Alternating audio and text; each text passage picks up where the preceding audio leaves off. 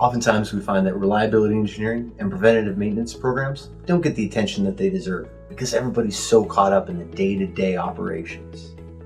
We provide a lot of support with reliability engineering and preventative maintenance programs, from performing FMEAs or failure mode effect analysis, as well as developing your preventative maintenance procedures and plans. Here I'm working on an FMEA for a palletizer. We're really digging into the blower assembly and identifying the components that have the highest aptitude for failure. Now that you've digitized your assets, let's find some ways to leverage that information and get some return on digital investment. One way is by leveraging our asset integrated dashboard.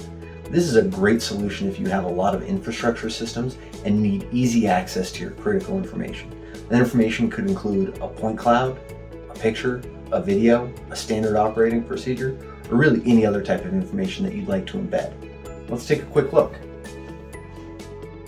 Here, the report and a video of a piping system automatically pops up. We can get easy access to that information and make key critical decisions. Contact me if you have any questions or would like to discuss some of the solutions you've seen today.